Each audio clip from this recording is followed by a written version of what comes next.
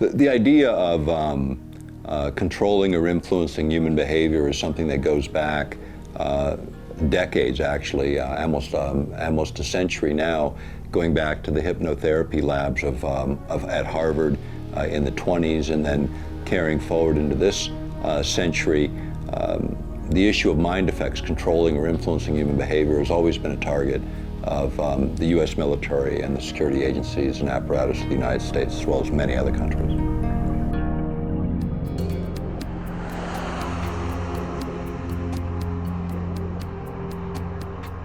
What is HAARP, and where did this technology originate from? HAARP is the High Frequency Active Auroral Research Project. It goes back to the work of Dr. Ben Eastland, who I became fairly well acquainted with up until his death in 2007. But he had a concept for a huge radio frequency oscillator that could be used for a number of defense applications. And so he began to approach, at that time, the Air Force, the Navy.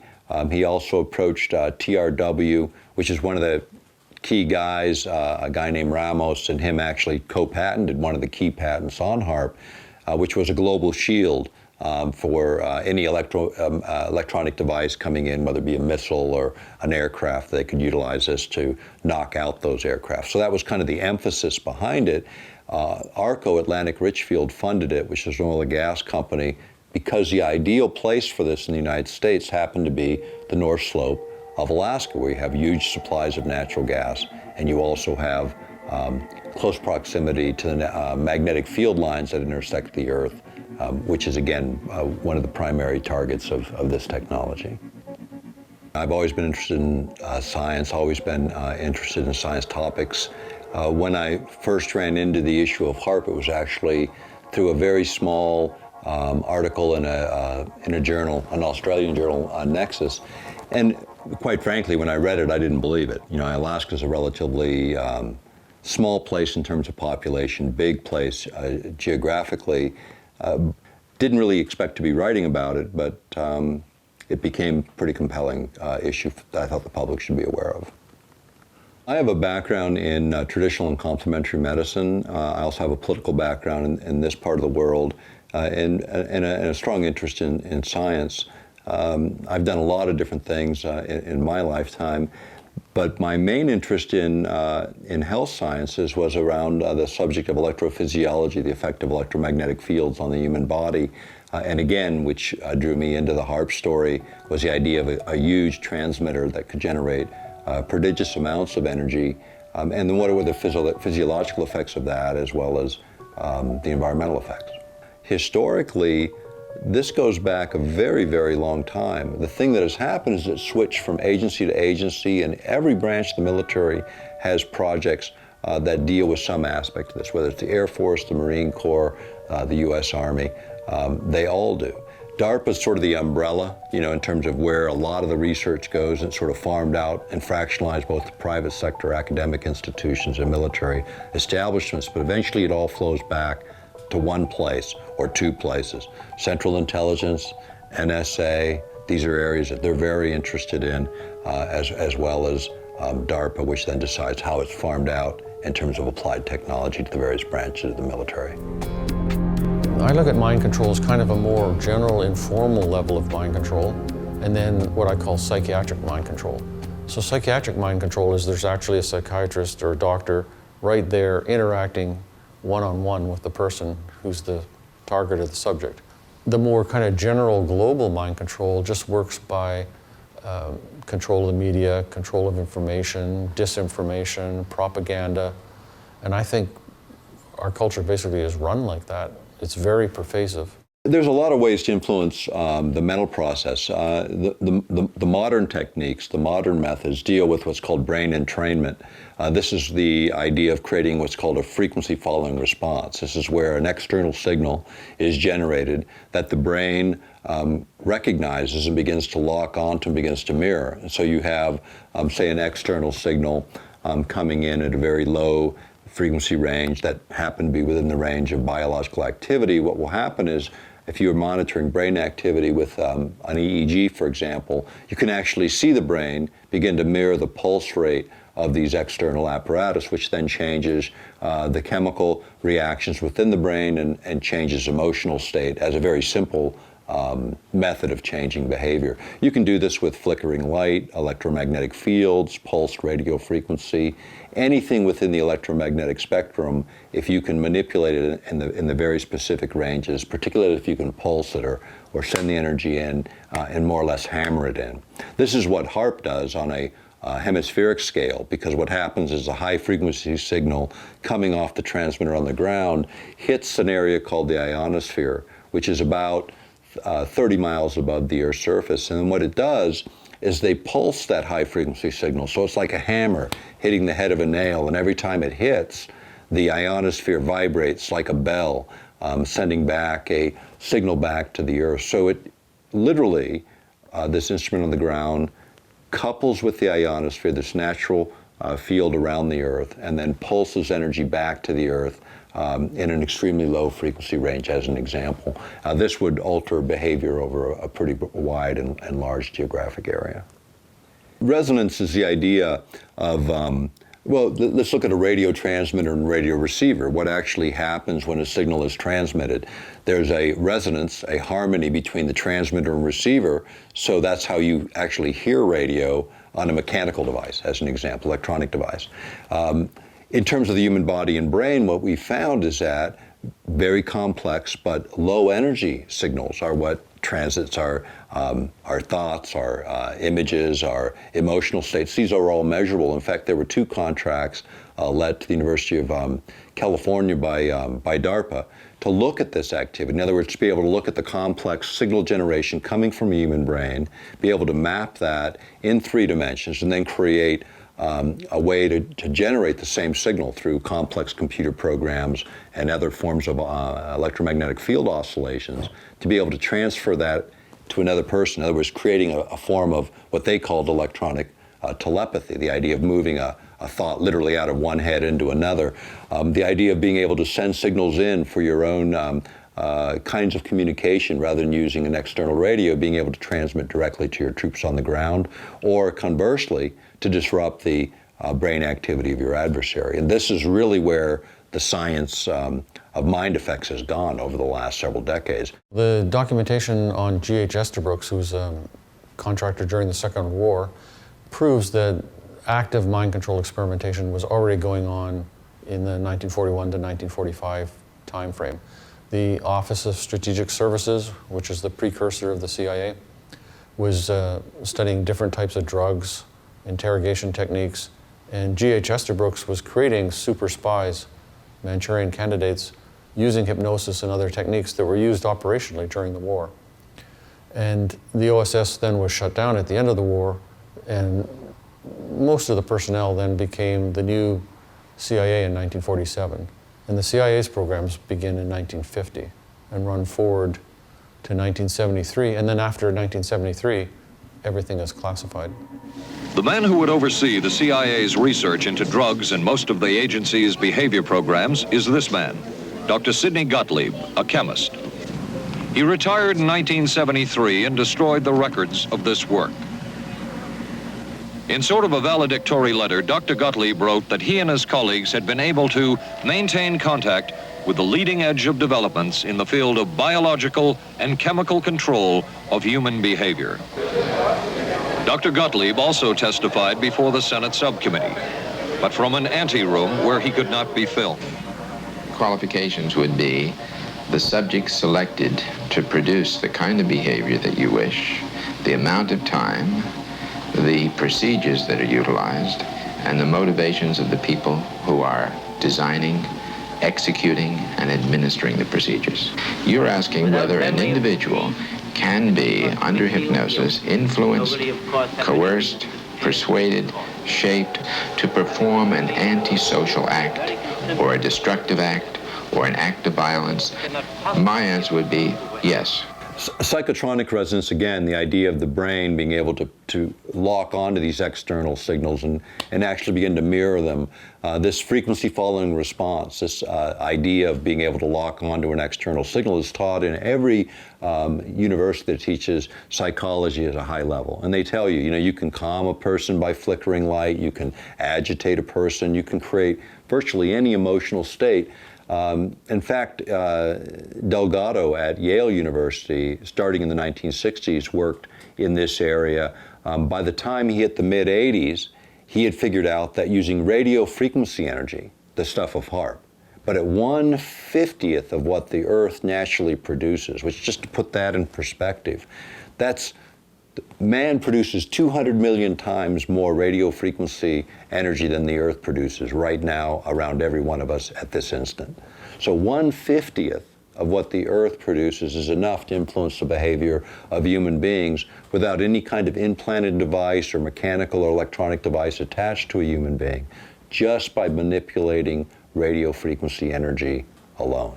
This term Jekyll-Hyde personality is used repeatedly by G.H. Estabrooks. He, at various times, did seminars on military uses of hypnosis and creating the super spy on a variety of different military bases. In 1943, in his textbook Hypnotism, and as late as 1971 in an article in a magazine called Science Digest, he describes creating Manchurian candidates, which is artificial multiple personality, just like the Bourne identity, during the Second World War for operational use on contract to the Army. He would create, there's Jones A as the original guy, then he would create Jones B, which he called a Jekyll-Hyde personality. So he used this phrase Jekyll-Hyde personality quite a lot.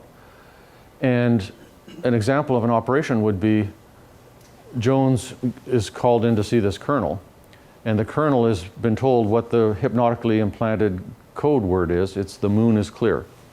So this guy comes in, he thinks that he's being sent to Tokyo on a routine, unclassified courier assignment. He's given the assignment, and then the military guy in Washington goes, "The moon is clear."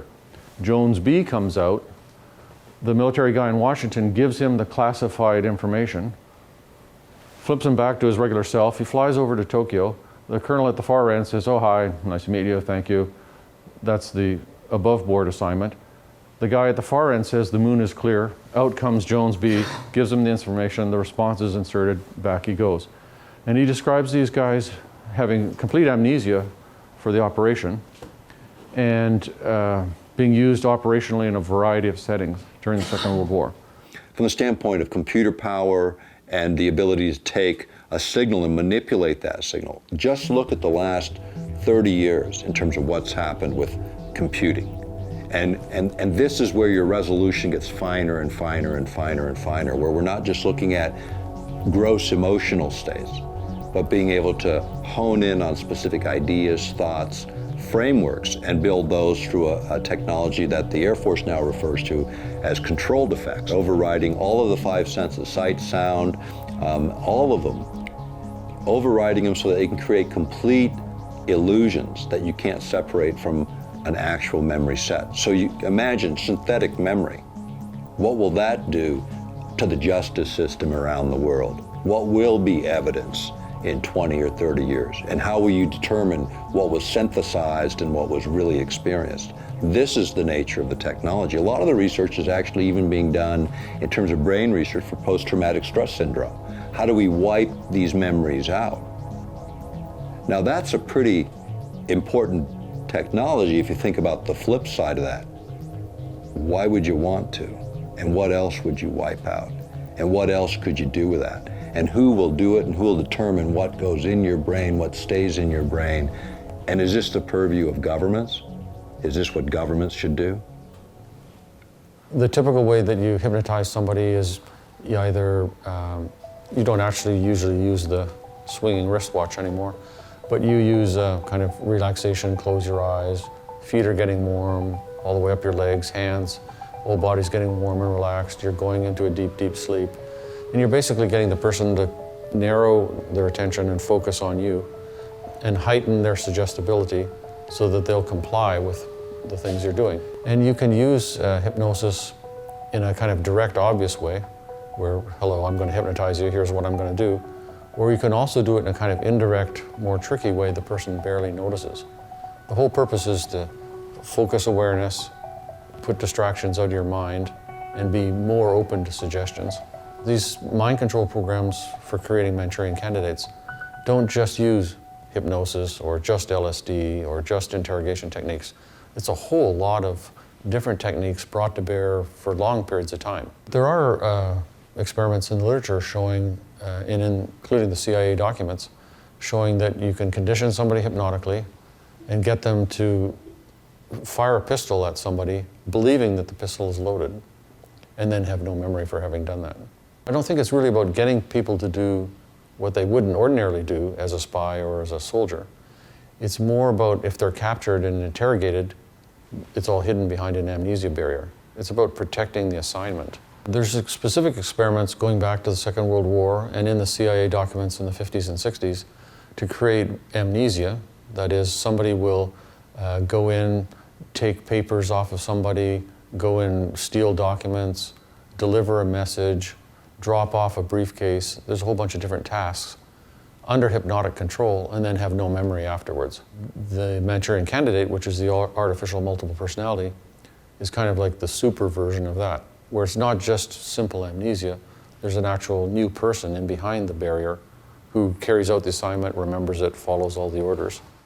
The idea of being able to send signals in for your own kinds of communication rather than using an external radio, being able to transmit directly to your troops on the ground, or conversely, to disrupt the brain activity of your adversary. And this is really where the science of mind effects has gone over the last several decades, to that kind of precision, using any electromagnetic carrier. In fact, there's a great article produced by the U.S. Army War College.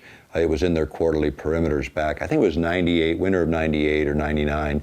But the article is easy to find. It's called The Mind Has No Firewalls, which is a reiteration of a Russian military journal talking about all the different ways. And essentially any electromagnetic carrier, whether it's the internet, television, radio, or these larger systems like HAARP, or something more directional oriented towards an individual, can alter mental states, behaviors, even planning particular thoughts or ideas within the consciousness of individuals.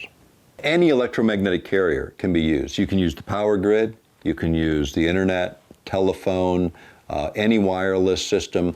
It can be overridden with a signal. In fact, during the first Gulf conflict, the first Gulf War of Bush 1, they actually, Scottish media reported after the effects of exactly this kind of technology. And we used a project called Project Solo, where we had this plane crammed full of electronic apparatus. And what it does is it piggybacks a signal on the local broadcast. So for instance, in that region, everyone listens to the Muslim music and prayers at particular times during the day.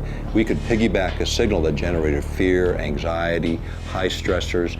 And if you remember in that first Gulf War, we had the fourth largest army in the world at the time collapsing like school kids going on their first fire drill. I mean, they just gave up en masse to a handful of troops at certain times, but it was fear and anxiety that was piggybacked on the normal music going in to those regions, music that our troops weren't necessarily listening to.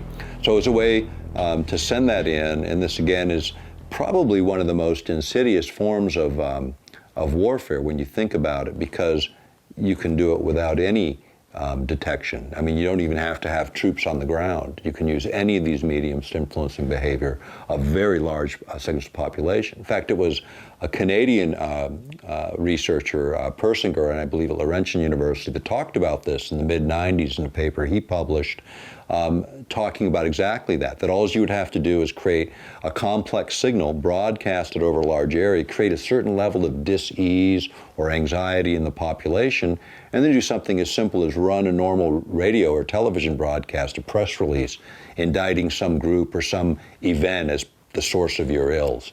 And a certain amount of this public sentiment would then drift that direction. And as we all know in politics around the world, doesn't take much to move an issue an awful long distance. This is a kind of technology that we're talking about here in this century. So one of the disinformation denial stories that we hear all the time is, We only got into this defensively in reaction to what the Communist Chinese were doing during the Korean War. We had our pilots who were captured. They were subjected to some sort of interrogation, brainwashing techniques. They came back home and they made false confessions of germ warfare. He discussed 3 different ways to employ germ warfare. Firstly, by dropping germs by themselves, or secondly, by dropping germs with insects. Thirdly, by dropping animals to carry the germs and the insects. The only other instruction I received, of course, was the order to carry out my germ warfare mission. I know I was wondering myself why on earth we were using this terrible weapon in Korea, even while the peace talks were going on in Kaesong. When my son asked me what I did in Korea, how can I tell him that I came over here and dropped germ bombs on people, destroying and bringing death and destruction? How can I go back and face my family?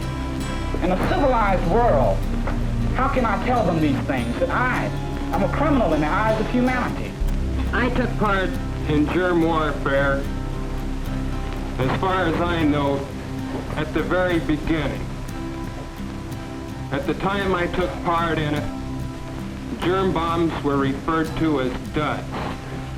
And then we tried to figure out, how did the Communist Chinese get them to make those false confessions? So we're the good guys, and we're only doing that defensively. Project Bluebird was signed into operation in April 1950 by the director of the CIA, 3 months before the Korean War started. And then it ran for a few years, and then it was rolled over into Artichoke. So Project Bluebird, Project Artichoke are really kind of the same thing. The Artichoke team did interrogations on US soil using the so-called artichoke technique. And the artichoke technique involved IV alcohol and drugs, interrogations, safe houses, a variety of different techniques. And the purpose was to try and extract information from a foreign person that was being interrogated. And it also describes erasing memories and implanting false memories that will act as a cover for what really happened. There's a heading in some of the Bluebird documents called The Problem of Disposal of Subjects, what to do with people. And it discusses killing them or the option of using the artichoke technique to erase their memories. MKUltra was part of a series, so it went from Bluebird in 1950 into Artichoke, into MKUltra in the 50s, which ran into the 60s, and then it was rolled over into MK Search, which ran into the early 70s. So it's kind of a continuous series of programs. And MKUltra itself was divided into 149 sub-projects. There's actually 4 MKUltra sub-projects on children. This is sub-project 103 in 1959, the Children's International Summer Village. The investigator got money through Human Ecology or one of the other front organizations. I think it was Human Ecology. And apparently legitimately didn't know it was CIA money. All these kids are brought there to be at a summer camp. And the academic was studying how kids communicate when they don't share a common language. That was the project. The purpose of the project is to establish a relationship with young foreign nationals who may be of future interest to the agency. In 1938, Dr. Albert Hoffman in Switzerland was looking for new drugs in the treatment of migraine headaches. He had been studying substances that came from the molds that grow on rye plants. Now, it turned out that these substances were of no use in the treatment of migraine headaches, but subsequent investigation showed that they are very fascinating indeed in the changes that they produce in our mental state. LSD was invented kind of by accident in the early 1940s at Sandoz Labs in Switzerland. Albert Hoffman was the chemist who kind of stumbled on it and ingested some and went on an LSD trip. The Navy appears to have started LSD experimentation in the late 40s. The CIA got into it starting in 1950. And there was a lot of excitement amongst the contractor doctors for civilian therapy use of LSD. That is actually a therapeutic tool. I give the CIA a total credit for sponsoring and initiating the entire consciousness movement, counterculture events of the 1960s. Dr. Timothy Leary, the 1960s Johnny Appleseed of LSD. The CIA funded and supported and encouraged hundreds of young psychiatrists to experiment with this drug. The fallout from that was that the young psychologists began taking it themselves, discovering that it was an intelligence-enhancing, consciousness-raising experience. The CIA's interest in LSD was intense. The worry was that the Russians would get hold of it. Were the Soviets into LSD? I'm going to have to say I'm sure they were, but if you ask me to prove it, I've never seen any direct proof of it. You know, in terms of the legal framework for using technology that would influence human behavior, there really isn't any. I mean, if you think about it. In fact, when we went to the European Parliament on these issues back in the late 90s, that was one of the outgrowths of it. In fact, in their resolution dealing with security and disarmament, which passed, I believe it was January of 1999, is the most comprehensive document ever on security and disarmament, produced by the European Parliament. One of the sections, there were actually 4 sections that dealt with HAARP, and then there was a 5th section that we were able to get into the record, which dealt with mind effects, mind control technologies, and that treaty dialogue should begin in this area, that this is an area where there is no treaty. There is a huge gap in terms of where this technology has gone, and the fact that the legal frameworks are not there to protect people on a domestic level or internationally. The Russian Duma passed resolutions in 2002 asking for the same things. The fact is the temptation to use the technology, in fact, you can go back to the politics of the technology, go back to Zbigniew Brzezinski in his book Between Two Ages, and he talked about, quoting from a guy, J.F. Gordon MacDonald, a geophysicist at UCLA, and he said in that book that we would eventually get to the point where we could electronically stroke the ionosphere in just the right way to return a signal to the Earth that would change the behavior of people over huge geographic areas. This is what HAARP can do today. That system can't deliver on that, but so can any other electromagnetic carrier. So you can target individuals or you can target masses of people and affect a huge segment of that population. Things like near field exposures to other signals might dampen it with some people, but on a large scale, the data shows 70, maybe as much as 80% of the population could be influenced by these external causes.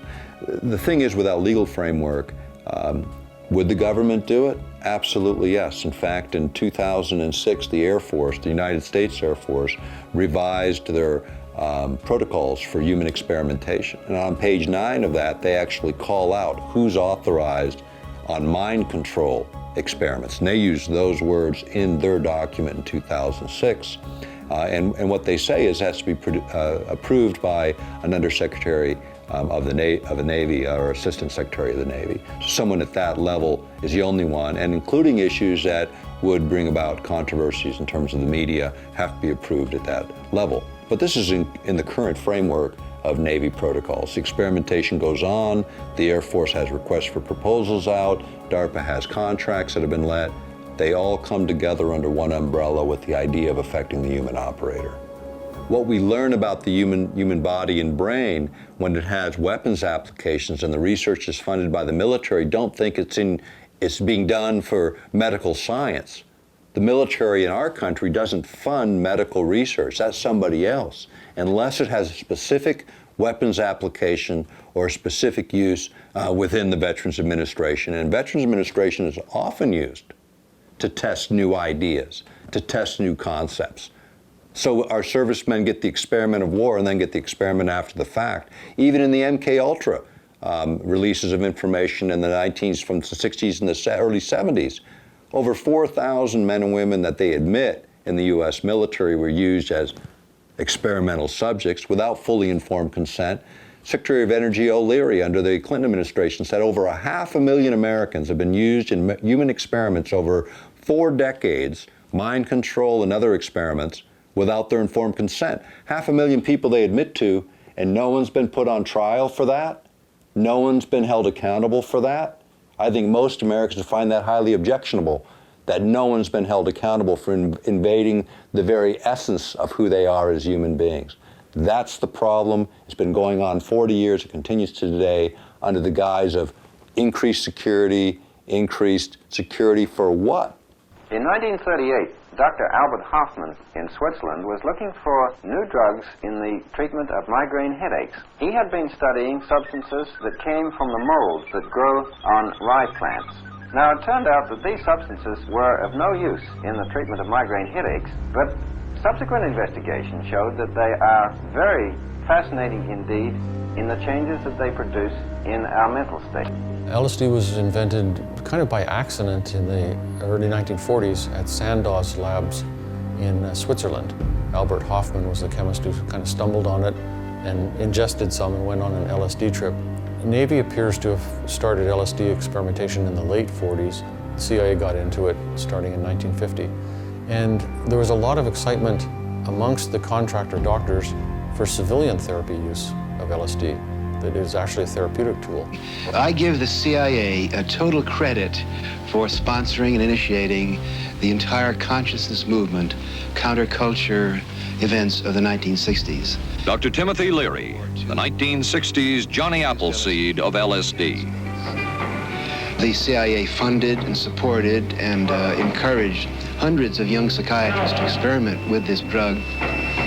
The fallout from that was that the young psychologists began taking it themselves, discovering that it was an intelligence-enhancing, consciousness-raising experience. The CIA's interest in LSD was intense. The worry was that the Russians would get hold of it. Were the Soviets into LSD? I'm going to have to say I'm sure they were, but if you ask me to prove it, I've never seen any direct proof of it. But at one point, intelligence information received from Switzerland said that Sandow's Laboratories was about to put 100 million doses of LSD on the open market. And it caused enough concern within the agency that the United States was prepared to buy the entire supply. Suppression of information within the United States, as an example, it was, I think, in the 90s, up to 40% of the Air Force equipment budget was classified. In other words, it was black. It was so black that nobody knew what it was. 40% of the equipment budget in the Air Force is billions and billions of dollars. When you look at advanced research in terms of how it comes forward, usually what comes out in the public is about 20 years behind where we're at. When you look at all of the history of the United States and the way in which we built our security and military apparatus, including every other nation, that's how they operate. We compartmentalize, we separate deliberately, we break it down into small components, which is very expensive and results in a lot of duplication. But at the end of the day, you get something that is really well hidden. I mean, even the Manhattan Project brought us atomic bomb. Nobody knew it till the end of the day. The CIA and the Army and the other branches of the military all kind of operate as a group with a lot of cross communication. So they developed a series of drugs, one of which is called BZ, which is a kind of super LSD where you go on a trip for about 4 days. In the mid-70s at Senate committee hearings, the General Counsel for the Army released a list of about 125 drugs that the Army had tested for mind control. The Army Chemical Corps next provided the opportunity for exploration of the nervous system with more powerful substances, both in the laboratories and in the field, and for the realization of a strong desire to reversibly reproduce and control derangements at the highest integrative levels, including the mind. A lot of these LSD and other experiments were funded jointly by the CIA, by the Public Health Service, and by the Masons, basically, through the Scottish Rite Foundation. The cutout organizations, the front organizations are called cutouts. The Human Ecology Foundation, which was one of the front organizations through which the CIA funneled money to other investigators who often legitimately didn't know it was CIA money. Well, they were people at obscure institutions like Cornell, McGill, MIT, Johns Hopkins, Columbia, Princeton, Stanford.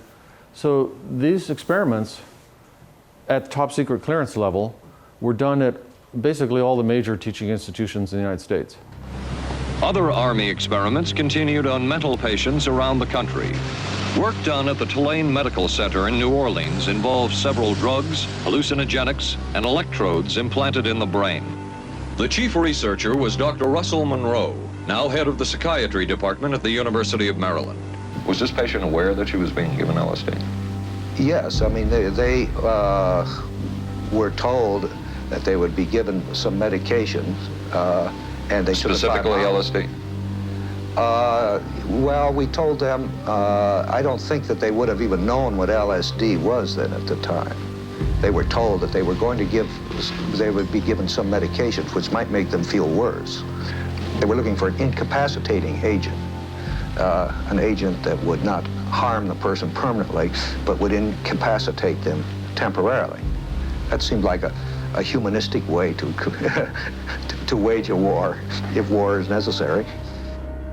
Back in the days when I first came here, there was a famous therapy program that operated in Oak Ridge for over a decade. And this program specifically targeted and tried to help serious mentally disordered offenders, people who'd done very serious and terrible crimes. The goal of the program was to try to help these people understand their own behavior, their own motivations, their own background, in an attempt to try to help them avoid that kind of violent behavior in the future. And it was a very radical program in the sense that it used techniques that had not really ever been tried before.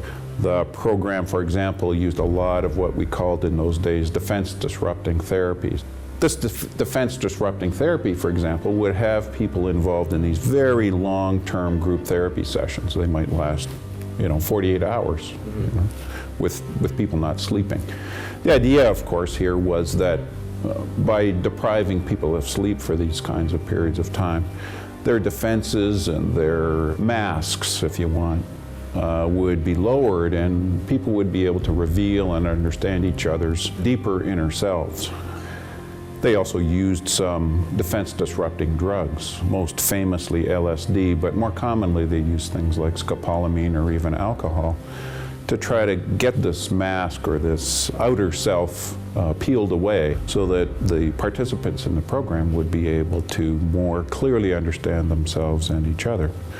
It was quite fascinating to me and to my colleagues that this program had been going on for such a long time, was so highly regarded, and it was still going on when I first came here in the 70s.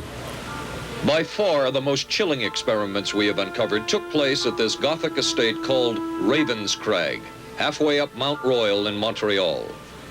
It houses the Allen Memorial Institute of Psychiatry of McGill University. It was here that the CIA funded a series of experiments, severe experiments. The work was done by the Institute's then director, Dr. Ewan Cameron. It is the closest experimentation to brainwashing yet disclosed. His work, unprecedented in psychiatry, consisted of 3 areas which he called sleep therapy, psychic driving, and the ultimate depatterning.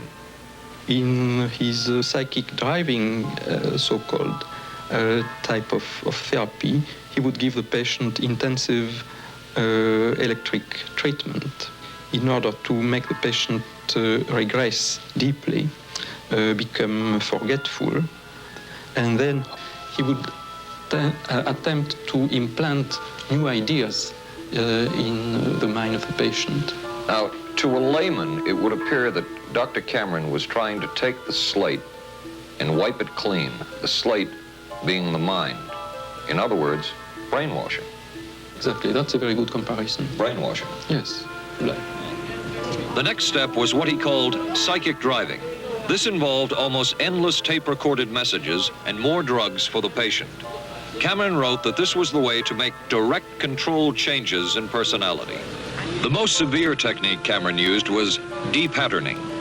He described it as breaking up the existing patterns of behavior by means of intensive electroshock therapy with prolonged periods of sleep.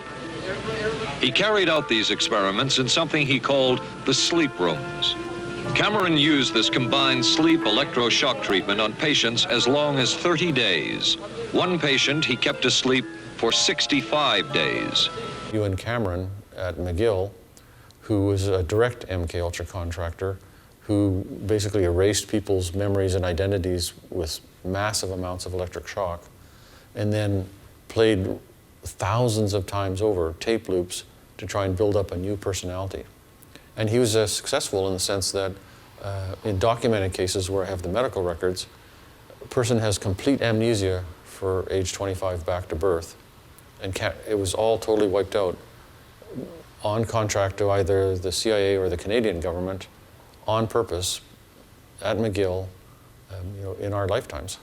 9 people sued the CIA for the experimentation done on them in McGill by you and Cameron under funding from the CIA, and the CIA settled out of court. Normally, when you do ECT, you push the button and there's a zzz, electricity goes through your brain, and that's it. That's one dose of ECT. In the Page-Russell technique, the button is pushed 6 times. There's 6 times the energy. So this is the equivalent of over 600 electric shock treatments delivered between May and September. And you and Cameron published this in mainstream leading journals, and he called it depatterning. It's totally business as usual, nothing out of the ordinary going on. And it'll say, blood pressure such and such, patient incompetent of stool and feces. Patient disoriented ×3, which means she doesn't know who she is, she doesn't know where she is, and she doesn't know what the year is because she's been depatterned. She literally couldn't control her bowels or bladder, didn't know her own name, didn't recognize her husband or her children, wiped out. Because the idea is you're trying to wipe out that old mental illness, and then after you've done the depatterning, you want to create a new personality. And the way we did that was psychic driving. Psychic driving involved playing 2 tape loops for hours and hours and hours and hours and hours, either in the doctor's voice or the patient's voice, saying, you love your mother, or you're a good citizen, or whatever it might be. And there would be weeks of barbiturate and other medication-induced sleep. And sometimes he would throw in some hallucinogens. This was just a guy trying to learn how to help patients. Except it was funded by the CIA. Why is the CIA interested in depatterning? Well, when you read the Artichoke and Bluebird documents, they discuss this, they discuss that. One of the topics of discussion is the problem of disposal of subjects. And then they discuss in there, what are we going to do with these people? How are we going to get rid of them? And we can't just kill them all. But one thing we can do is wipe out their memories. So this was obviously contracted to figure out how to wipe out people's memories. And why an intelligence agency would be interested in that is extremely obvious. Could we destabilize it sufficiently to knock out everybody's communication? And could we, in the course of destabilizing it, use that same signal for carrying our own communications? In other words, deny everyone else the ability to communicate, but maintain our own military's ability to do so.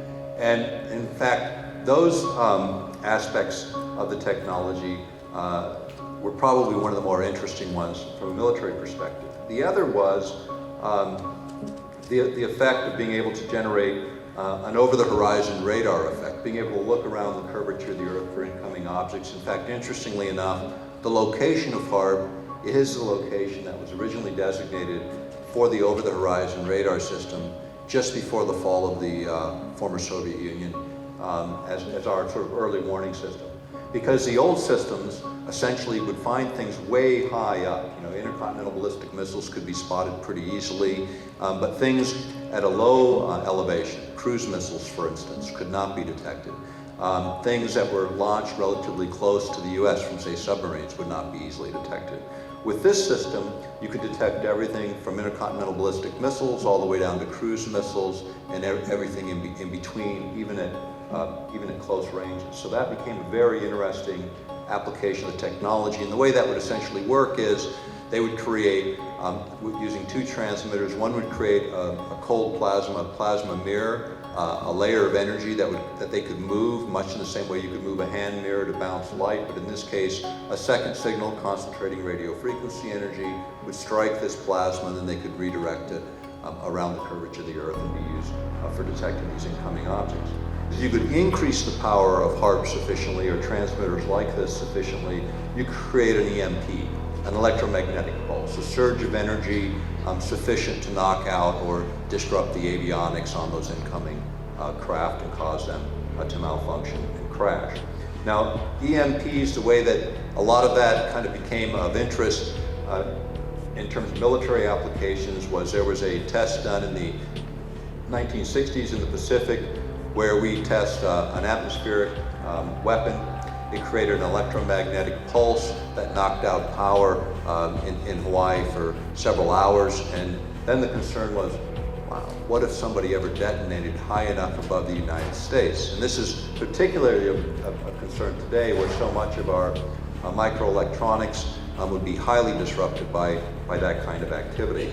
So from the standpoint of sort of a radiation-free method of doing it, HAARP became that sort of radiation-free method of creating an EMP. The other thing is, and this gets into mainly the workshop that we'll be getting in tonight, gets into this a little bit more as well, the idea of affecting weather systems, because as you push that atmosphere out, you change the localized pressure systems within the region. You also have the ability to move jet streams around. That can have a profound effect on weather systems much further distant from the actual location. In fact, maybe coincidentally, there was a publication that actually showed the jet stream moving through Alaska approximately over the area of HAARP, and then it made this very small change. It went up about 50 miles, it went then east about 70 miles, and then dropped 50 miles south, and then went on its way. And at that time it moved weather systems, that jet stream moved weather systems out of central Texas into Florida, where it dropped tornadoes into Orlando at the time, which created a lot of problems, pretty rare for Florida. Coincidentally, right above HAARP. In fact, it is one of the things that you would expect from HAARP if a jet stream were in the area and you were using this particular application. The other area that came out, and this came from Ben Eastland, it was one of the last things he did prior to his death in 2007.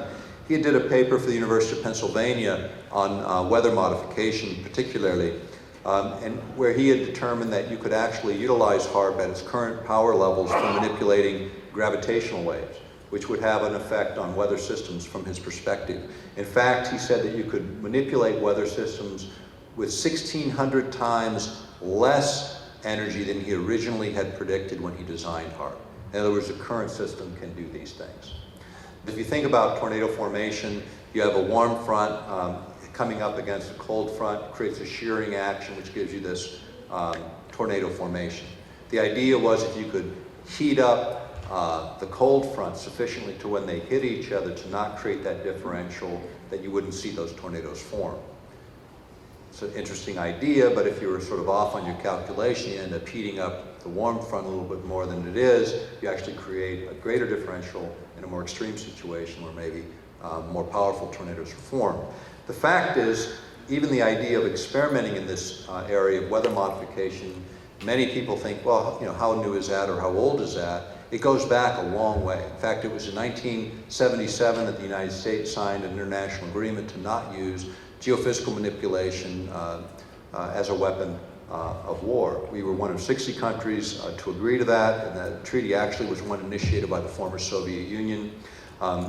In all of that, you go back to those days, and what did the treaty really say? It said that we couldn't cross our borders in these types of experiments, which is kind of strange when you think about it, because weather doesn't really recognize borders at all. These artificial lines drawn on the globe.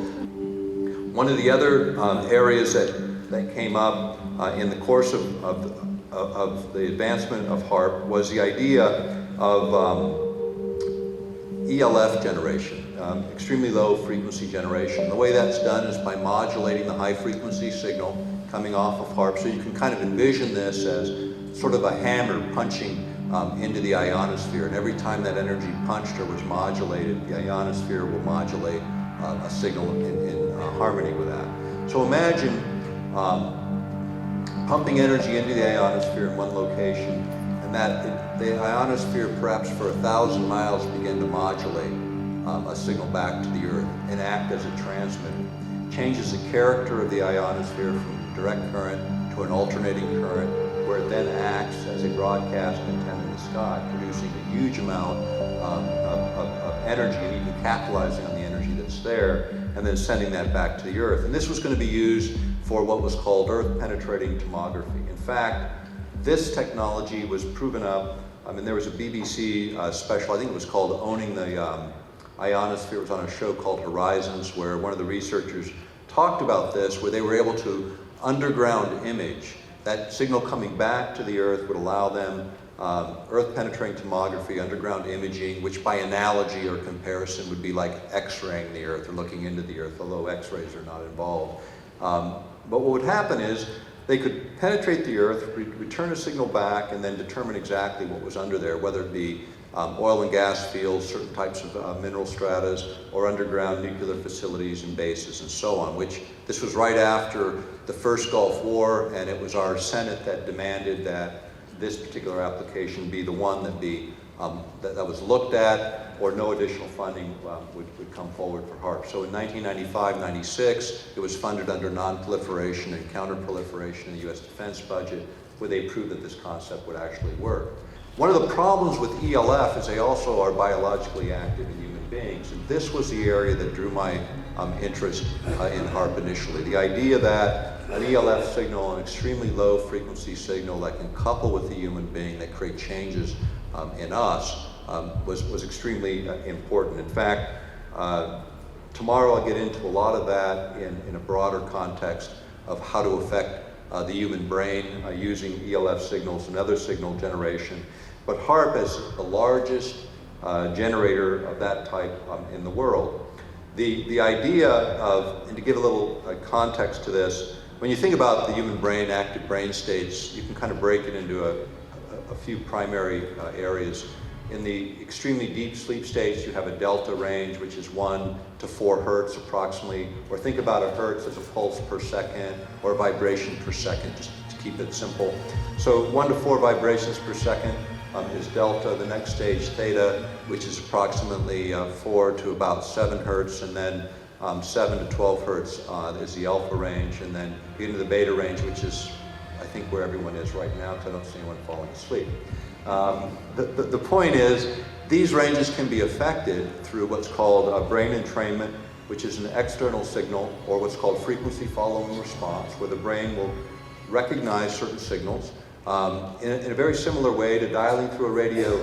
You know, you pick up the radio station, you get nice clear signal when you have harmony between the transmitter and the receiver, or you have resonance between the receiver and the transmitter. The same is true with the human body. Most of the models that look at the human body use chemical models, although that has changed a great deal in the last 20 years. It went from chemical models to electrochemical models to perhaps electromagnetic models that drive the chemistry. Ewan Cameron, who is a civilian psychiatrist, very politically involved in world psychiatry, became part of the US team that went over to Nuremberg and interrogated the Nazi doctors.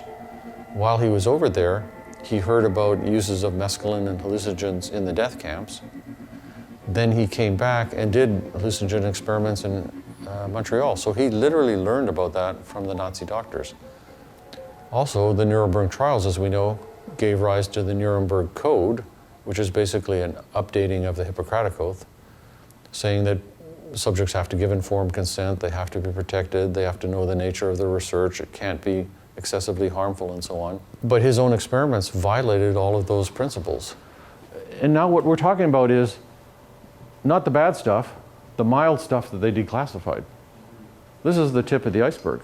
The ultimate goal of these projects is just your basic interrogation. We want to extract information from people, and then on top of that, we might want to induce amnesia for the whole interrogation. Or offensively, we want to have people who, if they're captured and they're interrogated, they won't confess because the information is all hidden behind an amnesia barrier. The internet's been interesting. You know, when we first began this work, the internet was really in its infancy and no one was paying much attention to it. It was unreliable. And anything you read there, you had to go back and confirm it with the actual article, because a lot of things were misquoted, taken out of context. And so we found that kind of clutter that was out there. It's become significantly more refined. I mean, I think that it's provided both the window and opportunity, but at the same time, now also provides a wider net. I mean, think about it. There's nothing that you do on the internet that isn't monitored by at least our security agencies as well as many others.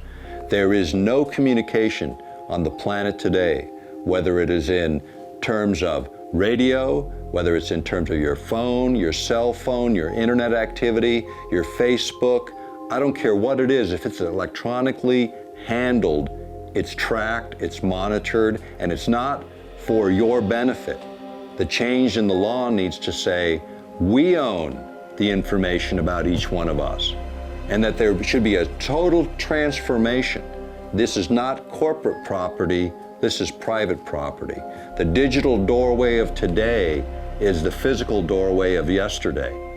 To guard our privacy in the 21st century, our digital doorway holds more information than will ever be found in anyone's house. And that is what needs to be controlled. We lack the trained men who would be able to plan and implement operations in an area we think is vitally important. Because of this, we are also requesting that your team of advisors include a senior officer who is thoroughly experienced in psychological operations. The PSYOP tools are radio, television, leaflets, newspapers, loudspeakers, and face-to-face communication. PSYOP is now a major weapon in 20th century warfare. I say that mind control is kind of at two levels. There's general mind control, which would include propaganda, disinformation, spinning things in the media and so on. The level of mind control I'm interested in I call psychiatric mind control, where there's an actual doctor in a one-to-one relationship with the person.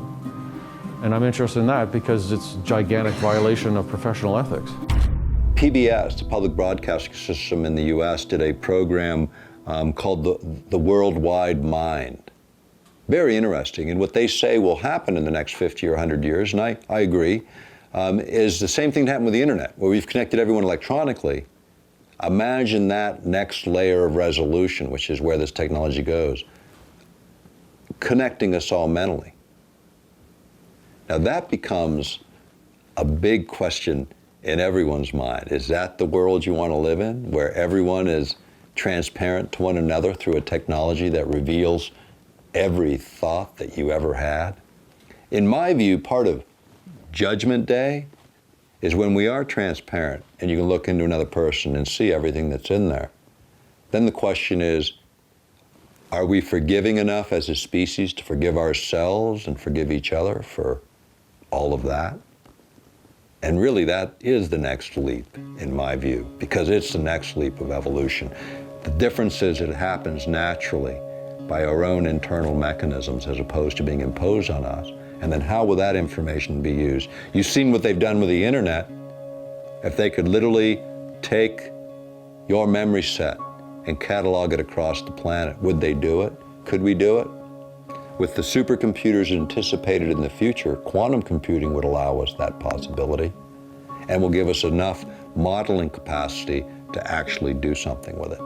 That's the edge of where we are technologically in the public right now. Quantum computing changes it all. What would take every person, 6-7 billion people on the planet doing a hand calculation every 5 seconds for 60 hours is what today's computer does in 1 second. Now imagine all that computing going on for 1 trillion years.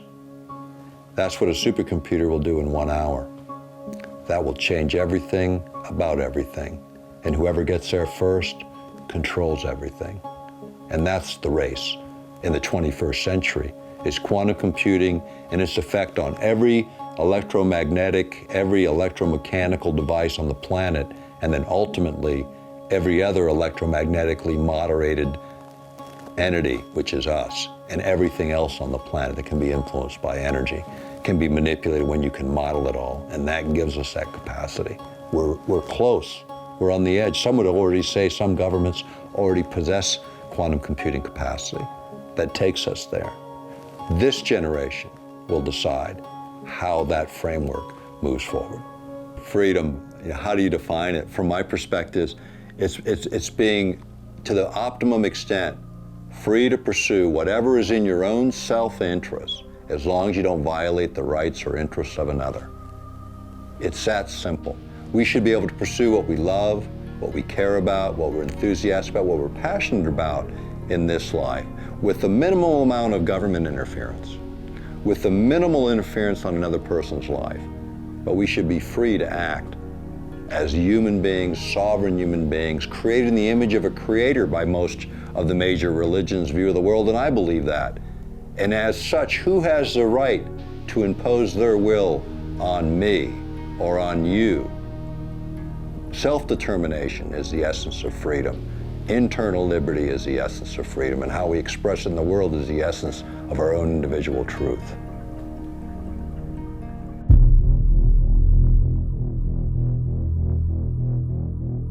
Can extraterrestrials be capable of affecting our perceptions, manipulating our minds so that we can only see what they want us to see? Or perhaps aliens are coordinating a highly advanced method of opening themselves to us by utilizing our untapped psychic abilities. Such theories have been researched in the meditative practices by which Tom Ham participated during Dr. Greer's CE-5 expedition in the Mojave Desert, which yielded promising results. During the latter part of the week that I stayed there and did the expedition with them, on a Wednesday night they started seeing ETs outside our meditation circle. And they were trying to teach us to train our eyes on how to view them, okay, and pick them up easier, you know. And I was getting frustrated because even though what I seen already that week, I wasn't seeing them, and I got a little frustrated with it, you know. And there's always that room for doubt, all right, even though I seen what I seen already. Well, lo and behold, the next night, the same thing happened, and that's when I seen one. He was about between 4.5 and 5.5 feet tall. I knew it was a male. I could see right through him, just like a ghost. He walked right in front of me, about 10, 15 feet away. And I said, oh, here's a tall one right there. And I was standing next to Jan Bravo at the time, which is one of Greer's people. And I said, oh my God, he's just like a ghost. You can see right through him. And she said, yes, yes. In 2008, the Vatican released a statement that, for many, is in preparation of an imminent disclosure of their knowledge of the existence of extraterrestrials here on Earth, stating that believing the universe may contain alien life does not contradict a faith in God.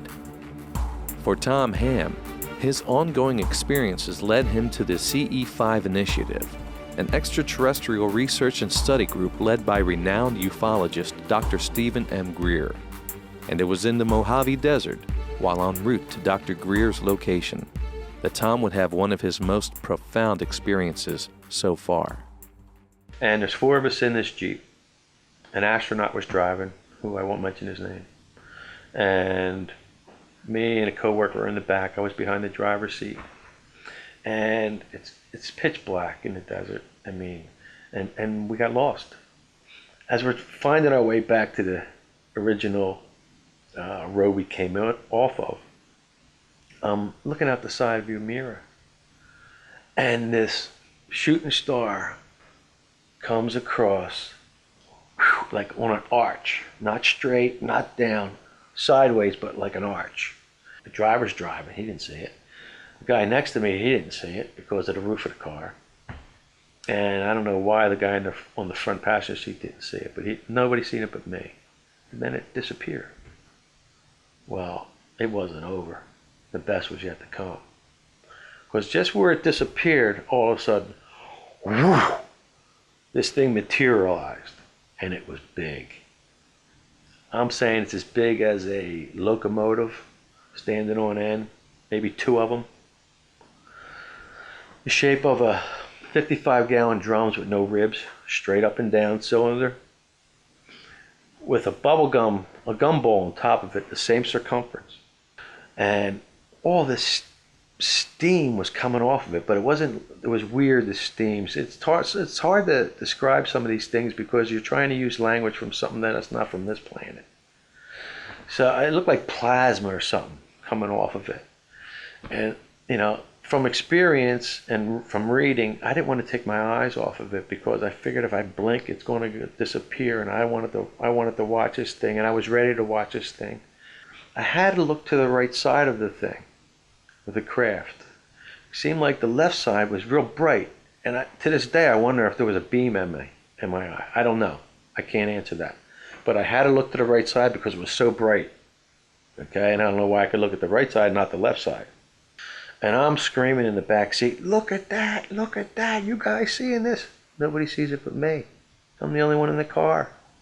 And then the most amazing thing happened. This thing started disappearing digitally.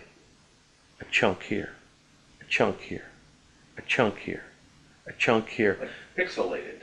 Yeah, until all the chunks got to the middle and this little black hole and it disappeared. But I knew it was still there. It was still there, but I couldn't see it anymore. Just the steam was still floating down in the air. And then, again, just like a slinky going down the steps, that motion, it did the same thing, kind of like backwards, and the whole desert floor lit up white. And then gone. I was told later by a psychic that they didn't see it because they weren't ready to see it. As the interview concluded, Tom sketched for the filmmakers the craft he saw in the desert that It was night. pretty much like that, with a ball on top. But it was big. It was big. And when it disappeared, it would, like, a chunk here would disappear, and a chunk here would disappear, and a chunk here, until there was nothing. Until it went right into the middle. A black dot in the middle. It just folded into that black dot, chunk at a time. It was amazing. I was in the military base with my father. We moved there in 1964. I was 8 years old. 2 years later, I remembered it was in the summertime. And what happened was I was outside, and I like to stare at the stars because I like to do astronomy when I was a little kid. And I was looking across the street between the two houses. Behind the two houses was a playground. And I saw circular lights, it was reddish lights, just spin around in a circle like this. And it was round. And it was about, I say, from where I was, I could tell it was about 4 or 5 feet from the ground. It wasn't making a sound. Wasn't disturbing the ground or nothing. So I was just observing it and watching it. And then it just slowly started just like shifting slowly on the playground area. That was my first experience. Maybe about a week later, it was still summertime, I was outside, and I was just looking around again because I was paranoid now from seeing the UFO. And I looked over to the right, and across the street, we call it Grandpappy Mountain. It's a big gully, a big ditch, huge ditch. So as I'm looking across there, there's a red glowing ball, an orb or something, just real slowly going across the top of the tree lines. No sound again. I didn't see any other lights, like you see the airplanes, little lights flickering around the side. No, there's just a ball of red going across, and they would stop and then move again. Then it dipped down into the gully, so you didn't see it no more. That was my second experience seeing it. I didn't tell my parents this time because I figured by the time we get there, they won't see it again. I'll say about a month later, we were all outside, all my friends. So we were gonna lay on the grass, look straight up into the sky, and look for satellites. And so we saw one star moving very slowly. So we're staring at it. And just for the fun, I just said out loud, I said, let's all think like telepathically and think, everybody say the same thing. Think of it stopping. So we all laid down there, we all thinking of the thing, stop, stop, stop. Well, this little ball of light, look, because it was about the size of a satellite when it goes across the sky, it actually stopped. And we were all amazed. They said, let's try something else. They said, let's make it go to the left or to the right or whatever. So we decided we'd make it go to the right. So we did that a few times and thought about it. It started moving to the right. And we said, man, this is cruel. So we said, let's make it go different directions. So we said, let's back it up, make it go reverse. So then it was going backwards. Then I said, well, how about we just said, come down closer. So after a minute or two, it started coming down slow. You can see it's getting bigger and bigger. It's coming down faster and slower, or like getting bigger. So that's when it freaked us all out. And we ran to the house, told our parents. They came out, wasn't there. As the son of a military officer, Frank Mully and his family frequently moved from base to base, never settling for too long in one location. But that did not stop the mysterious UFOs from finding him. When in my early teens, late teens, I got my Mustang, my first Mustang, T-roof convertible. Visited Debbie, my wife now, but we were dating. Went to her house, and after the date was over, I drove back home. This is in October. It was crisp, cool air. I mean, a lot of stars. Got out of the car, walking up the hill to my parents' house, and you get that feeling that somebody was staring at you, and the back of your hair would stand up. And usually you think if somebody's staring at you, they're around you. But something said to me in my head, look up. That's when I looked up and I saw this star. But it wasn't twinkling like a star, it looked like a planet. But it would shift a little bit to the left, a little bit to the right. So it's okay, it's not a planet. And all of a sudden, as I was staring at it, a tiny little wet white dot came out of it, came out real slowly. And then as I saw it come out, I stopped, and I just took off real fast. So I just followed it like that, followed it, so I couldn't see it no more. So I looked back towards the other area, I guess the mothership, wasn't there.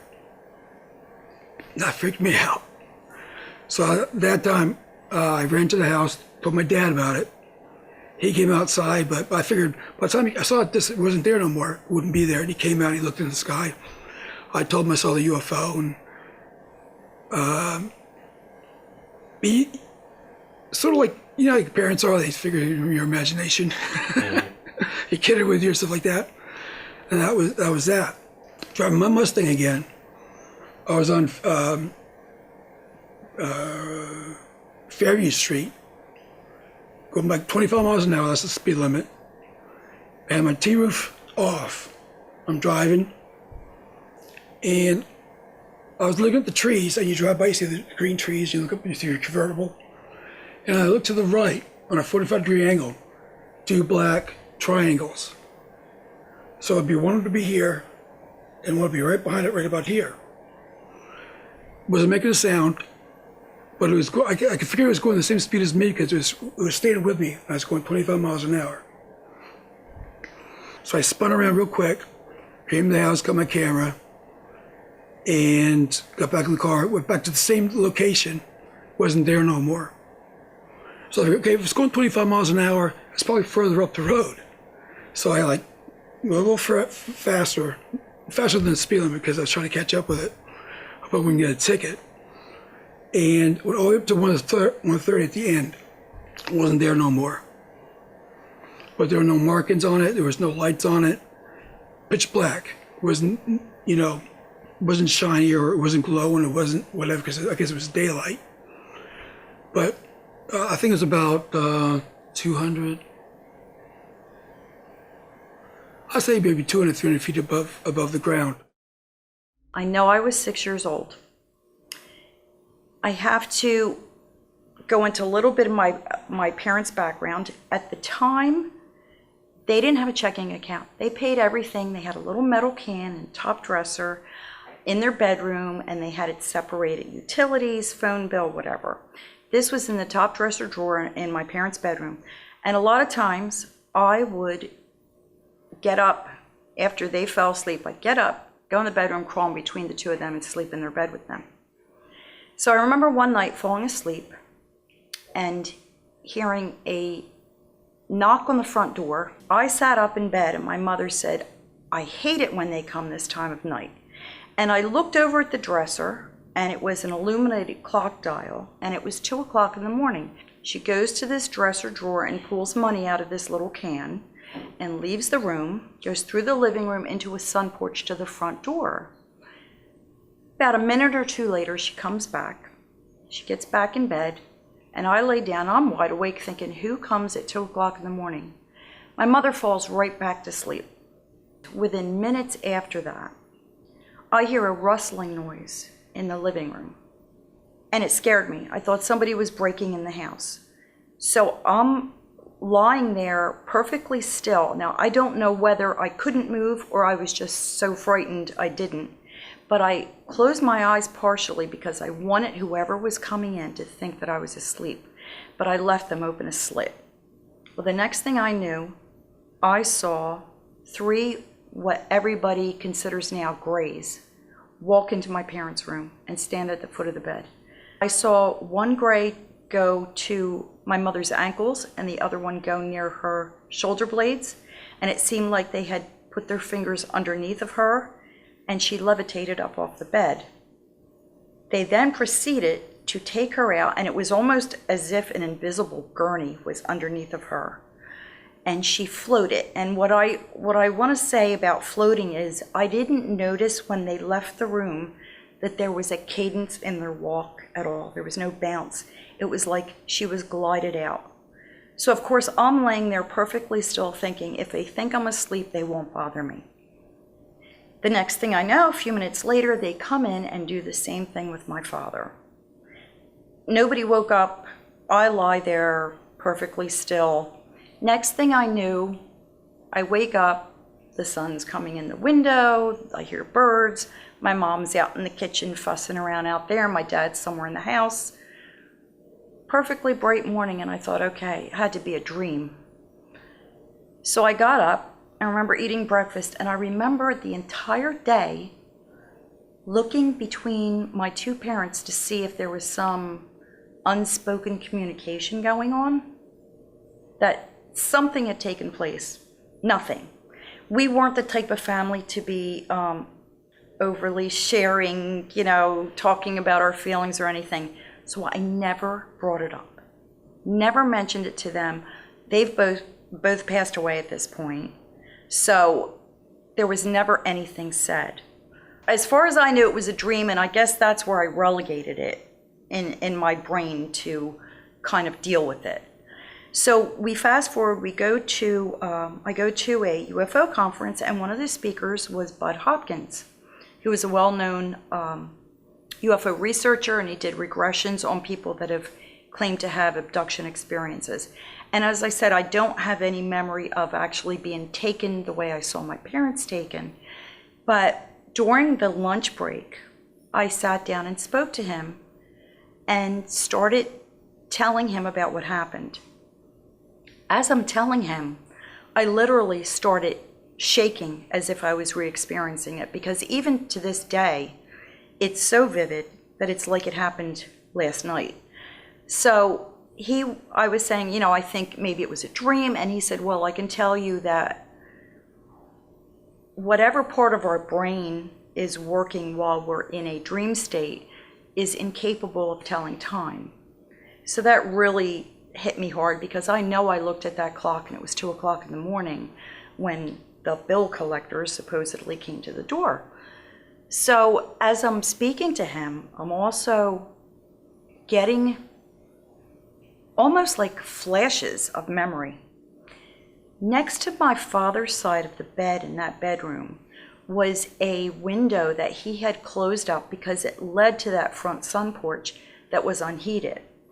On the other side of that closed window on the sun porch were graduation pictures of my sisters.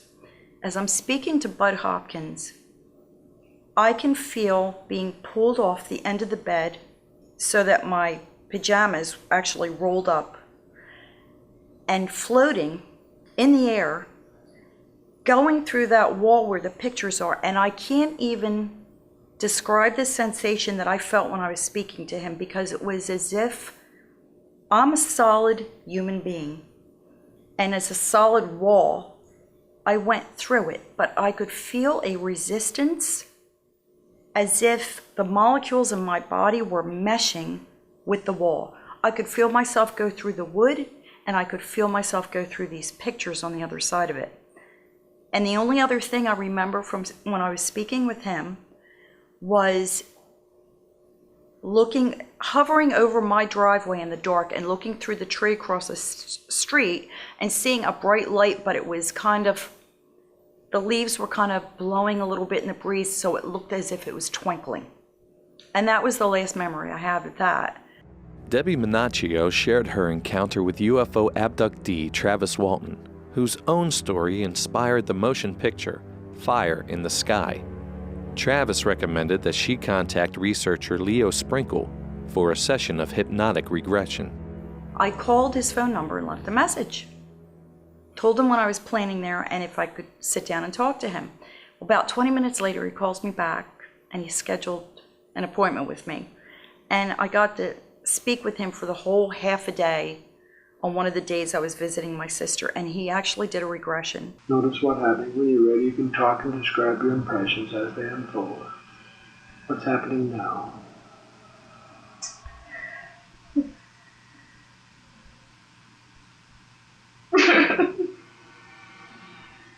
I'm afraid they're gonna hurt me. Mm-hmm. If I pretend I'm asleep, maybe they'll go away. Mm-hmm. I remember being led down a hallway, and I guess what was a craft. Everything was very dimly lit, and here were these two grays taking me down a hall. And I remember looking off to the side and seeing my mother lying on a table and getting frightened, and them communicating to me, she's okay. They both put their arms around my shoulder, so I'm in between, almost like comforting, like it's okay. I don't hear them say anything. They took me to another room, and this room was rounded, so I'm assuming it's the interior of a craft, and that was just the shape of it. But it had like a yellowish green lighting, and there was a strip that ran around the top of the room that had like recessed lighting that you really couldn't see. The entire room were all plants, hydroponically growing, and they said to me, this is what you're going to do. And that's all I remember, other than being left in my driveway shivering and somehow going back in the house and then waking up. I don't remember seeing, touching the surfaces. Everything was like a gunmetal gray, but matte, like not shiny. And like I said, this one room had all plants. There was another room that, of course I got upset. I saw my mother lying on just a flat table with a sheet over her. But there was another room that they let me go into, and it had a panel with lights and buttons and everything. And they just walked me over to it. And there was one that had a red light that was on. And they just said, don't ever touch this. And that's all I remember of that. These other memories that came in kind of came in bits and pieces. I do know that ever since I can remember, I grow everything you can imagine. I save the seeds of everything I eat. I've grown nectarines. I have a 10-foot avocado tree in my office at work. So I'm constantly growing things and pollinating things, and I'm always working with plants. How that relates to what they showed me, I don't know, because I don't see myself changing the world. I didn't have visions of a lot of people, you know, terrible, like invasive procedures or reproductive experimentation or seeing babies or being shown the world's going to end. I never had any of that. I just had this image projected into me. And when I say they communicated to me, I never saw them speak. It was all like done through telepathically or something. And I don't remember, you know, they seemed to be comforting to me. They wanted to assure me that my mother was okay and that I was safe. That's the impression I got. I didn't have fear. The most fear I had was when they came in the room and levitated my parents out of there. From that point on, that night, from the time I was 6 until I was about 13, I would have profuse nosebleeds. 3-4 times a month. I mean, pillow soaked, that type of thing. So that was really bizarre. When I was 30 years old, my husband and my 3 kids, we moved to Florida. And my son at the time was 8 years old. And I remember Whitley Strieber's book coming out, being in a bookstore to go get a book. And I'm telling you, when I saw that book, the blood drained from my face and my jaw probably hit the floor, because that's exactly, the cover of that book is exactly what I saw that night. Although her life has forever been altered by her childhood encounter with aliens, it is possible that the visitations never stopped for Debbie. I remember on several occasions waking up during the night and wanting to go sleep on the couch in the front room under the picture window. And on these nights, I remember waking up, standing, looking out the window, and a bright spotlight hitting me in the face that was just blinding. And then next thing I knew, it was morning again. So I didn't mention it to anybody, you know, I just thought it was some weird type of dream or something. And I guess a few months later, my son said, I had the strangest dream last night. I woke up in my room and stood looking out my front window, and this bright, glaring light was in my eyes. And I told him at that point that the same thing had happened to me, and we were able to pinpoint that it happened on the same night. As we begin to see a pattern of what appears to be a strong psychic connection shared among UFO eyewitnesses and abductees, we must ask ourselves, who is making contact with us, and why? Is it to control our thoughts, our memories, our innermost fears in an attempt to manipulate the balance of power? Some believe such sinister motives are already in effect.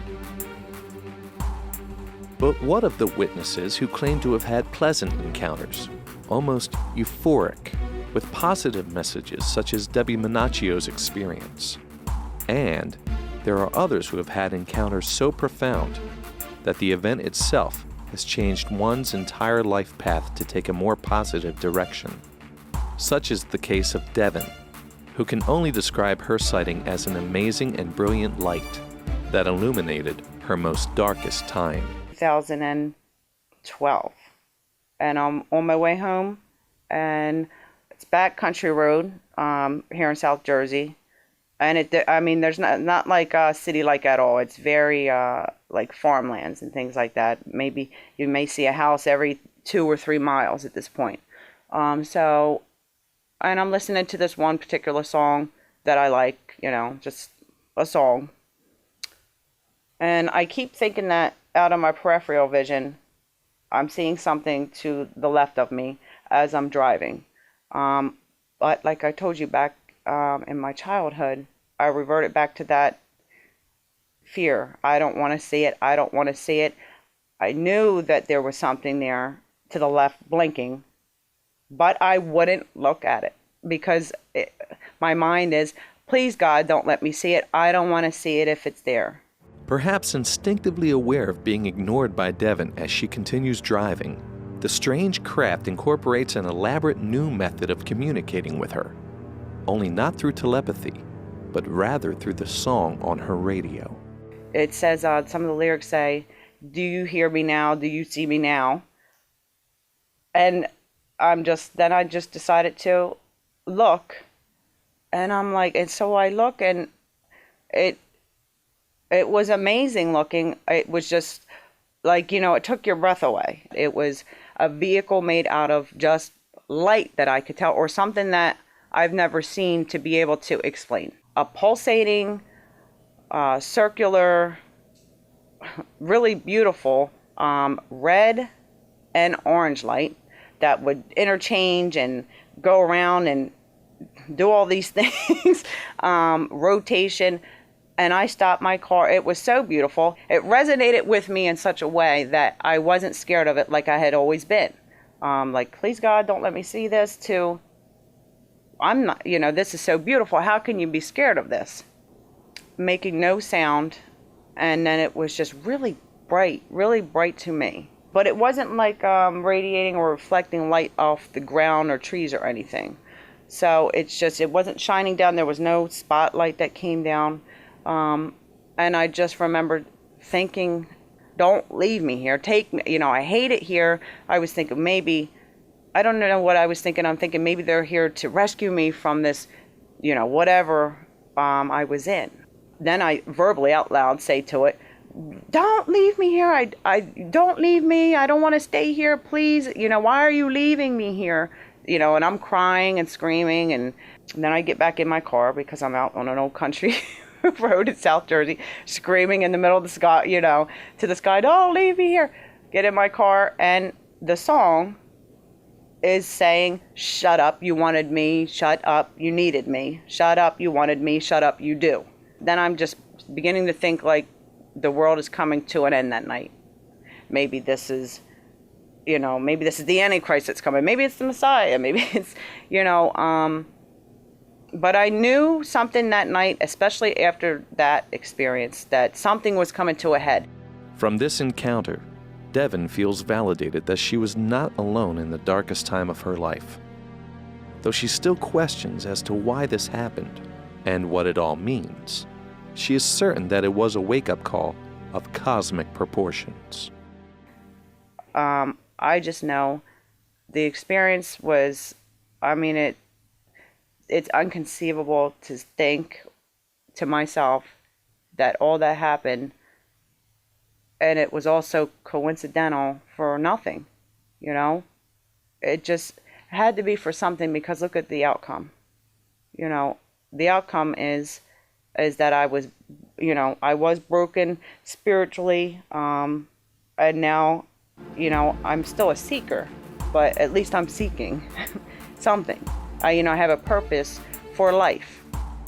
These are the testimonies of various eyewitnesses, strangers, who share a common thread and certainty that we are being visited by beings from other worlds. But there are still many of us who have yet to have such an encounter.